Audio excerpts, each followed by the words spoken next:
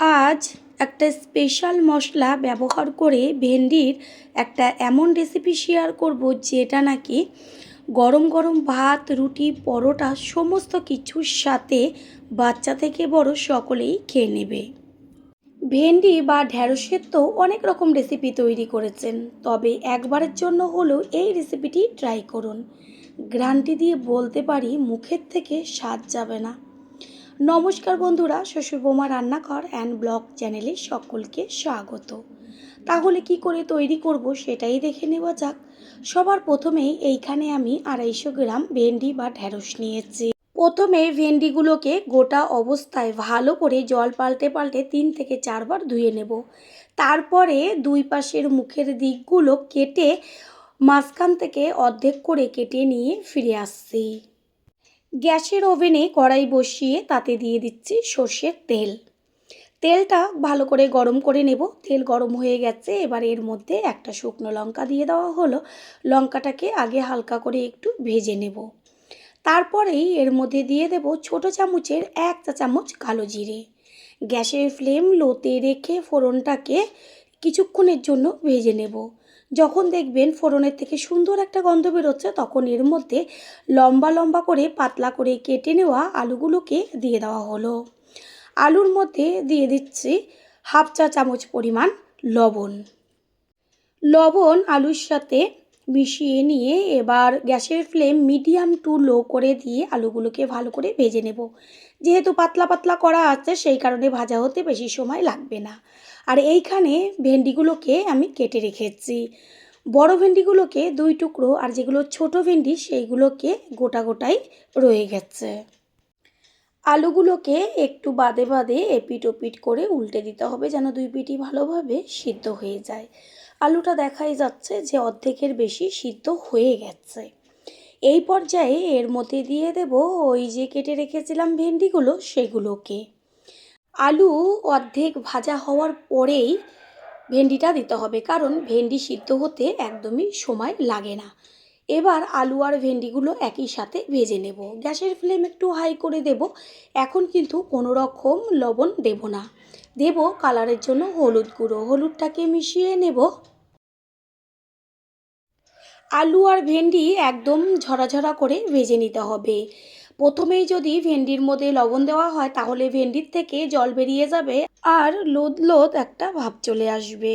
এগুলো ভাজা হোক। গ্যাসের অন্য ওভেনে আমি একটা তড়কা প্যান বসিয়ে গ্যাসের ফ্লেম লো করে এর মধ্যে দিয়ে দিচ্ছি 1 চা চামচ পরিমাণ কালো জিরে আর 1 চা চামচ পরিমাণ সাদা জিরে। সাদা জিরে ও কালো জিরে এবার ভালো করে ভেজে নেব। এমনভাবে ভাজতে হবে যেন মশলাটা পুড়ে না যায়, তবে ভালোভাবে ভাজা হয়। যখন দেখবেন সুন্দর একটা মিষ্টি গন্ধ বেরোচ্ছে, তখন এটাকে ঢেলে একটা প্লেটে ঠান্ডা করে নেবেন। মশলাটাকে একটা থেঁতনির মধ্যে একটু থেঁতো করে নিলেই সুন্দরভাবে গুঁড়ো হয়ে যাবে। আর এই ভাজা মশলার গুঁড়োটার থেকে এত সুন্দর একটা গন্ধ বেরোয়, যেটা নাকি রেসিপিটা তৈরি করে খাওয়ার পরই আপনারা বুঝতে পারবেন রেসিপিটা কত সুন্দর লাগে খেতে। এদিকে ভেন্ডি আর আলু খুব সুন্দরভাবে বেশ ঝরাঝরা হয়ে ভাজা হয়ে গেছে। এই পর্যায়ে এর মধ্যে দিয়ে দেব 1 চা চামচ আদার পেস্ট। দেব ঝালের জন্য চিড়ে নেওয়া কাঁচা লঙ্কা। এবার আদা আর কাঁচা লঙ্কাটা ভেন্ডি আর আলুর সাথে ভালো করে মিশিয়ে নিয়ে আদার কাঁচা গন্ধটা যাওয়া পর্যন্ত ভেজে নেব।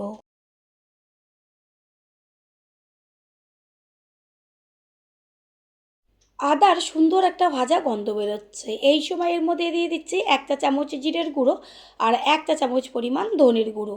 জিরের গুঁড়ো আর ধনের গুঁড়োটা ভেন্ডি আর আলুর সাথে মিশিয়ে নিয়ে গ্যাসের ফ্লেম লোতে রেখে আরও 3 থেকে 4 মিনিট ঠিক এরকমভাবে ভেজে নিতে হবে।